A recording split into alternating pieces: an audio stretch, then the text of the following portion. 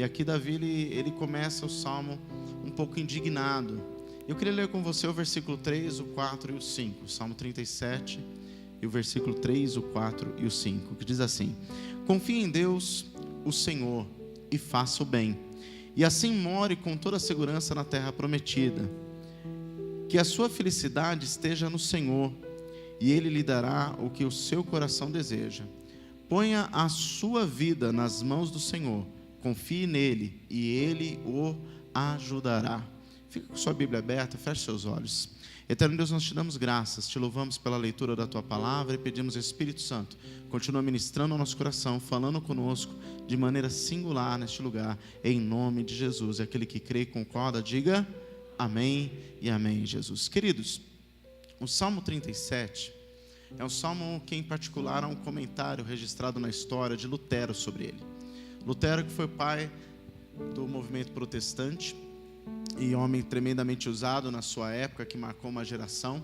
E ele, falando do Salmo 37, ele fala que o Salmo 37 é a paciência do cristão. A frase literal seria: aqui está a paciência dos santos.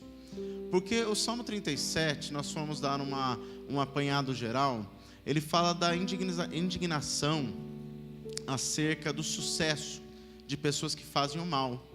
Davi começa falando que ele estava indignado por ver pessoas que maquinavam mal, pessoas que tinham objetivos que na verdade não eram objetivos nobres, de repente prosperarem, conseguirem ver aí os seus feitos realizados. E na verdade, não diferente de Davi, nós também muitas vezes ficamos indignados quando vemos alguém que pratica o mal, faz uma coisa que não deveria, se sair impune. E é interessante que, semelhante ao Salmo 73, que Asaf reclama da mesma coisa, Davi, com o tempo, ele mesmo começa então a perceber que havia algo mais do que este momento que ele estava enxergando com seus olhos. Então ele enxerga que aquele momento de um aparente triunfo, até momentâneo triunfo daqueles que praticavam mal, era algo momentâneo, algo que não seria duradouro, algo que teria um tempo específico, mas em algum momento iria aparecer a verdade e aquela situação iria cair por terra. Ou até mesmo começou a olhar para a eternidade, visto que aqueles que pensavam que tinham sucesso apenas para essa vida, esquecendo que após essa vida há uma eternidade. Muitas vezes nós estamos tão preocupados em viver a vida que nós temos hoje, devemos sim ter uma preocupação, lógico, em procurar estabilidade, viver uma vida melhor, mas esquecemos que a vida do homem, mesmo tendo a maior longevidade possível, com todos os avanços da medicina, é pequeno este tempo diante de uma eternidade. A eternidade é algo bem maior. E Davi se lembra disso, dizendo de maneira clara que aqueles homens tinham um triunfo sim naquele momento, mas que lá na frente, se não fosse nesta vida, naquilo que viria, eles não estariam junto com ele. Pelo contrário, ele que estava se mantendo fiel e firme, ele alcançaria uma eternidade ao lado do Senhor. E quando ele escreve o versículo 3, o 4 e o 5, ele nos aconselha a confiar em Deus. E ele apresenta aqui coisas interessantes, porque ele fala de condições que Deus estabelece para que nós possamos alcançar o seu favor. Então esses 3 versículos contêm praticamente as condições que Deus estabelece e os resultados que, quando nós levamos as condições a sério, nós alcançamos. O que é a condição? Condição, dentro do nosso dicionário do português, ele fala que é aquilo que se impõe como necessário para a realização ou não de um fato. Ou seja, a condição estabelece o meio pelo qual eu alcanço o resultado. Nós muitas vezes condicionamos uma bênção para os nossos filhos, algo que eles querem, mediante algo que eles fazem. Se você arrumar o seu quarto, você vai poder sair jogar bola, né? Eu lembro quando eu era criança, ontem à tarde, lá pelas 9 da manhã, tinha meus 8, 9 anos, né? Queria bicicleta. Meu pai: se você passar de ano, você vai ganhar a bicicleta. Então era condicionado. E presta atenção, o amor de Deus, nunca confunda as coisas. O amor de Deus, ele é incondicional. Ele nos ama, independente de quem somos, independente da vida que levamos, independente das nossas decisões, ele nos ama. Amém? Isso é um amor, é incondicional. Porém, as bênçãos de Deus, todas elas, de Gênesis a Apocalipse, elas são condicionais. Ou seja, há princípios que devem ser seguidos para que nós venhamos a alcançar as bênçãos de Deus. Amém, amados? E aqui Davi mostra de maneira clara 3 caminhos aqui para que nós possamos alcançar o favor de Deus. A primeira condição, querido, que eu queria falar para você, ele fala no versículo 3, que é a condição de nós aprendermos a confiar em Deus. O versículo 3 começa dizendo assim: confie em Deus o Senhor e faça o bem. É um versículo que apresenta duas regras claras para que nós possamos realmente ter uma vida melhor, uma vida espiritual mais estável. E a vida espiritual estando bem, a emocional encontra equilíbrio, e logo aquilo que nós avançamos na nossa vida profissional também vai ter equilíbrio. E é interessante porque nessa regra que ele estabelece, ele coloca primeiramente confiar em Deus, ou seja, confiar na nossa vida, confiar na nossa família, confiar no nosso trabalho, sabendo que Deus é o Senhor de tudo isso. Se eu estou ali no trabalho, Deus me abriu aquela porta. Eu posso ter estudado, capacitado, mas se não tivesse o dom da vida que Ele deu, não teríamos alcançado nada disso. Ele estabelece algo tremendo também de confiar na direção que Deus dá. Davi, muitas vezes na sua história, ele talvez pensasse com o seu coração numa direção, mas Deus mostrava outra. Ele foi obediente, e em todas as vezes que ele foi obediente, ele alcançou sucesso. Nas vezes que ele tentou resolver com a sua própria consciência, ou até mesmo com o apoio da sua posição, ele cometeu erros terríveis, que trouxeram prejuízo para a sua vida pessoal, trouxeram prejuízo para seu reino, pois ele era rei. Então, ou seja, ele percebeu a diferença das duas coisas, do fato de confiar e do fato de tentar fazer as coisas segundo o seu próprio pensamento. E percebeu nessa idade, quando ele escreve esse salmo, já de maturidade, que era melhor confiar em Deus. Era melhor confiar na direção que ele dava. E no mesmo texto ele fala assim o quê? E faze o bem, ou seja, ele fala de ocupar a nossa mente fazendo bem. Por que eu digo ocupar a mente? Porque na mente é onde começa tudo. A sua mente, quando fica muito parada, querido, você começa a maquinar coisas. E a mente do ser humano, ela é tão criativa que às vezes nós conseguimos construir situações que nem existem. E na maioria das vezes elas nem vão existir. Mas através das situações que muitas vezes nós construímos na nossa mente, conseguimos então muitas vezes fazer aflorar os nossos instintos mais escondidos, que, como diz na psicanálise, lá escondido no id, trazemos então para um ego que já muitas vezes está ali numa posição meio que de desequilíbrio, e acabamos transformando aquilo tudo que era um pensamento muitas vezes numa ação. E vemos pessoas muitas vezes cometendo nisso crimes, adultérios, pessoas cometendo atrocidades, pessoas praticando de verdade o mal, sem nós ficarmos aqui entrando em tantos nomes específicos. Mas por quê? A mente ficou vazia. Há um ditado popular que diz assim, que mente vazia é oficina do diabo. É literalmente isso. Você começa a pensar de uma pessoa, daqui a pouco você começa a pensar do que a pessoa fez para você, e você começa a julgar quem é aquela pessoa, o que ela fez para você, o que você poderia fazer para se vingar. E a nossa mente vai muitas vezes nessas direções. Então nós temos que tomar cuidado quando a nossa mente ela está ociosa, está parada. O ideal é que nós sempre tenhamos ali uma atividade, algo que faça o bem. E eu falo fazer o bem para o próximo, fazer o bem na sua casa, mas também fazer o bem para você mesmo. Ocupar a sua mente, leia um bom livro, estude coisas que vão te capacitar melhor para a profissão que você trabalha, vão te qualificar melhor. Às vezes a pessoa fala, eu quero ganhar mais, mas não busca mais conhecimento, não busca mais qualificação. Como que vai poder ganhar mais? Há alguém que está fazendo aquilo que você não está, e esse alguém vai ocupar o lugar que você não está ocupando, se você não se preparar para aquilo. Então ocupar a sua mente, querido, com tudo aquilo que pode trazer realmente benefício, edificação, crescimento, amém? E isso é um conselho que é dado aqui 700 anos antes de Jesus nascer. Ou seja, é um conselho antigo, mas que vale até os dias de hoje. Qual que é o resultado que ele fala? Olha, se você seguir essa condição, o mesmo versículo 3 diz, e assim more com toda a segurança na terra prometida. Fala de um lugar preparado por Deus. Quando se fala de terra prometida na Bíblia, fala de um lugar a qual Deus separou para o seu povo, para o povo que Ele escolheu. Quando falamos de aprender a confiar em Deus e fazer o bem, a condição é essa, o resultado é viver no momento que é o melhor de Deus para as nossas vidas. Ou seja, algo condicional. Eu posso chegar nesse melhor de Deus, mas a condição é confiar, é fazer a minha mente caminhar na direção certa, é ser praticamente produtivo de uma forma correta, para que então eu alcance o resultado, amém? A segunda coisa que Davi ensina aqui, queridos, é a condição de ter felicidade no Senhor. A versão da Bíblia corrigida diz assim: deleite-se no Senhor, que é a versão mais antiga.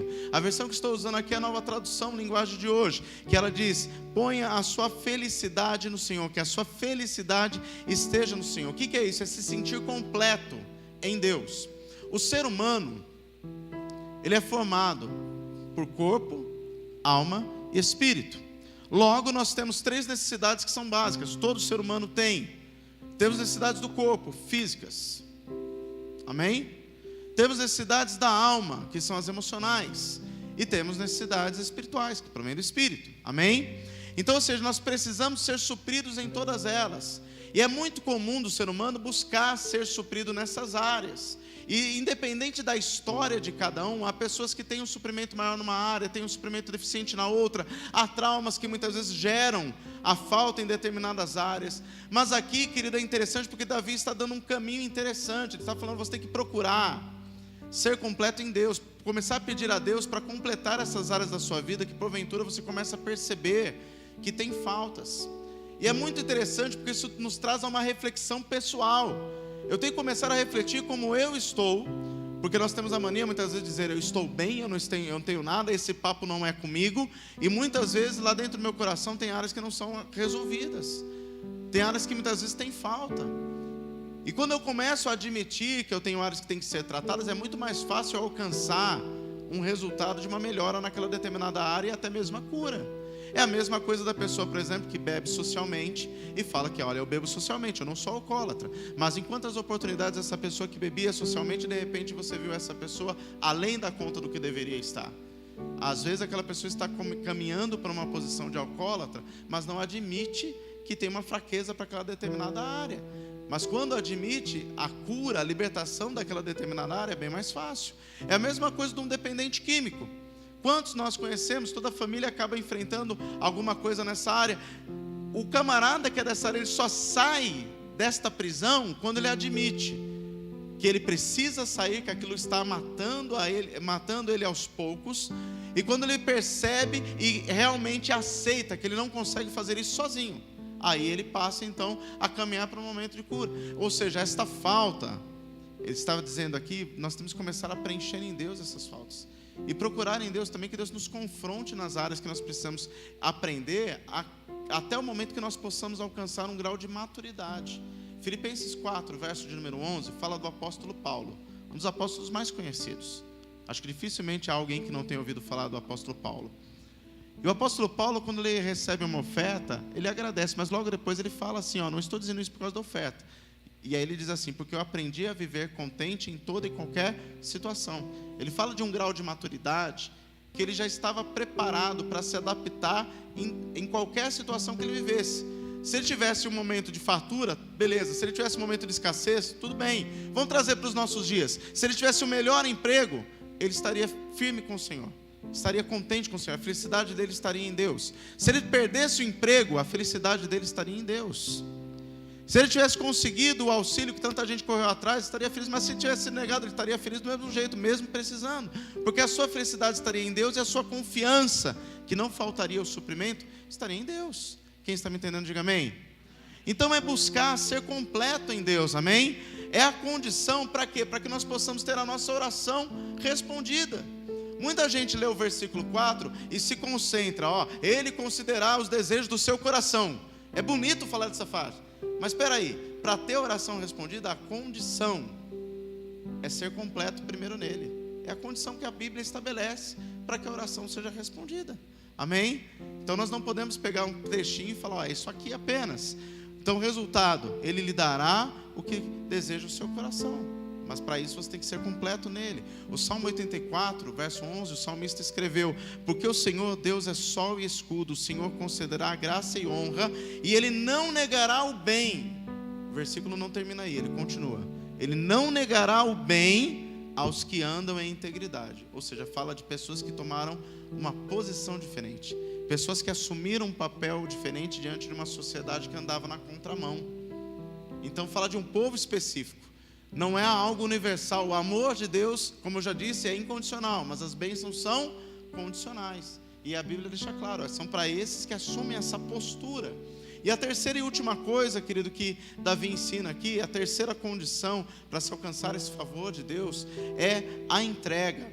Versículo 5 diz assim: ponha a sua vida nas mãos do Senhor e confie nele. A versão da Bíblia corrigida diz: entrega teu caminho ao Senhor, confia nele. É interessante, queridos, porque quando fala de entrega, a entrega literalmente é um ato de confiança. A Bíblia descreve em Mateus a primeira multiplicação de pães. Mais de 5.000 homens ali. Não era contado as mulheres e nem as crianças. Se a gente contar as mulheres, se cada homem ali tivesse uma esposa e tivesse pelo menos um filho, a gente já chegaria em 15.000 pessoas, porque as mulheres não eram contadas. Mas vamos ficar nos 5.000. Havia um jovem com 5 pães e 2 peixes. A Bíblia diz que esse jovem entregou a Jesus. E aí houve a multiplicação. Presta atenção, a entrega produz milagre. A entrega é um ato de confiança, de crer. Quando eu entrego de verdade, 100%, sem querer dar uma ajudinha para Deus, sem pegar com uma mão e puxar com a outra de volta. Quando há uma entrega de verdade que produz no meu coração descanso, uma entrega real que produz no meu coração paz, aquela entrega que realmente eu falo, está nas mãos de Deus, e eu viro e continuo a seguir minha vida, porque aquilo ali já está na mão do Senhor. O que acontece? Ele fala, confia nele, o salmista fala. Por quê? Ele vai fazer algo que está fora do meu alcance. A multiplicação não estava no alcance daquele jovem que tinha os 5 pães e 2 peixes. Ele teve que confiar e entregar. Você já parou para pensar? O lanche era dele. Ele falou, vou entregar para esses caras meu lanche e eu vou ficar com fome. Mas ele entregou. E o ato dele entregar permitiu que acontecesse um milagre, que era algo além do seu alcance como homem natural. Porque o milagre, querido, está no campo do sobrenatural. O que é milagre? É algo extraordinário, é algo inexplicável, é algo além da compreensão humana, é algo que nós não vamos conseguir encontrar explicação. E quantos milagres nós vemos? Se você parar, querido, para pensar, todo dia de manhã quando você acorda e vai se olhar no espelho, você está vendo um milagre, você está vivo mais um dia. E quantas histórias nós conhecemos de pessoas que estavam à beira da morte, tiveram livramento, pessoas que tinham enfermidades e foram curadas. Agora, mais do que você ouvir falar de milagres, querido, e ouvir falar de experiências que outras pessoas tiveram com Deus, eu tenho uma certeza, Deus quer que você tenha as suas experiências com Ele, que você viva as suas experiências com Ele. Então, querido, o resultado de pôr a nossa vida nas mãos do Senhor, no versículo 5 diz, e Ele nos ajudará. O que isso significa? Primeiro, Deus não vai fazer 100%, porque aquilo que compete a mim e você, Ele não vai colocar a mão. Mas Ele deixa claro que se você pegar firme, você caminhar na direção correta, você não vai estar caminhando sozinho, eu vou estar com você e vou te ajudar a vencer. Amém? E para terminar, querido, o versículo 25 do Salmo 37, é o resumo daquilo que Davi aprendeu na sua vida. Ele diz assim, já fui jovem e agora sou velho, mas nunca vi um justo desamparado, nem os seus filhos mendigar o pão. Ele expressa o cuidado de Deus, a qual ele testemunhou, a qual ele viveu. Que assim também seja na nossa vida, que nós possamos realmente viver os nossos dias e ver o cuidado de Deus a cada dia na nossa vida, na nossa família, na vida das pessoas que nós amamos, em nome de Jesus, amém? Feche seus olhos, vamos orar. Eterno Deus, nós te damos graças por essa palavra, abençoamos a cada um desses que aqui estão,